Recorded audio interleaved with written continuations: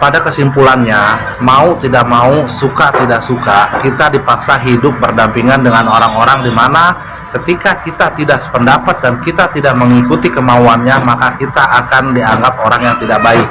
Kita ambil contoh satunya dari Bapak Hotman Paris, bahwa dulu-dulu Bapak Hotman Paris ketika ada masalah apapun selalu warganet atau netizen atau warga negara Indonesia selalu mengatek dia, di mana menginginkan Bapak Hotman Paris menjadi pengacaranya untuk membela orang yang membutuhkan bantuan sebagai pengacara.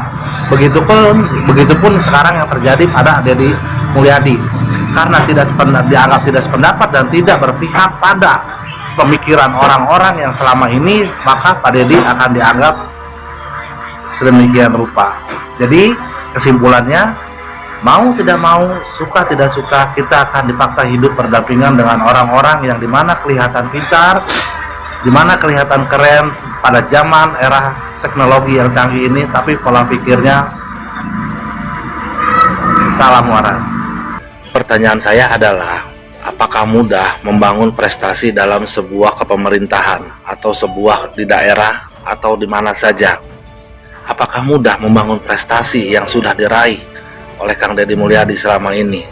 Apakah mudah dengan perjuangan Kang Deddy yang sudah dilakukan selama ini dalam mencari kebenaran dalam kasus Vina Cirebon? Apa Kang Deddy mau mengorbankan segala prestasi dan hal-hal baik yang sudah diraih olehnya? Tentu aja itu bukan suatu hal yang mudah yang bisa dilakukan oleh semua orang. Pertanyaan saya, apakah Kang Deddy mau mengorbankan semua itu hanya untuk membela Peggy Setiawan atau anaknya Kang Cecep yang berada di Cianjur? Apakah mau dia berkorban segala prestasinya dan hal-hal baik yang sudah dilakukan hanya untuk membela dan menutup-nutupi kasus yang sekarang sedang berjalan atau menutup-nutupi hasil tes DNA? Itu pertanyaan saya. Coba, jangan pakai emosi, tahan emosinya. Ya, hilangkan rasa sakit hati atau penyakit hati kalian, gunakan rasa kebijakan yang ada dalam diri kalian untuk menyampaikan segala komentar. Terus, bagaimana dengan seorang Hotman Paris yang sekarang juga kalian anggap sudah tidak berpihak lagi dengan masyarakat kecil? Apakah mudah menjadi seorang Hotman Paris di mana dia sudah pernah berjasa pada masyarakat Indonesia walaupun tidak keseluruhan, tapi dia sudah pernah membela, ya, di mana masyarakat kecil membutuhkan seorang pengacara? Apakah rela seorang Hotman Paris mengorbankan segala prestasinya demi menutup-nutupi kasus Vina Cirebon? Tolong jawab.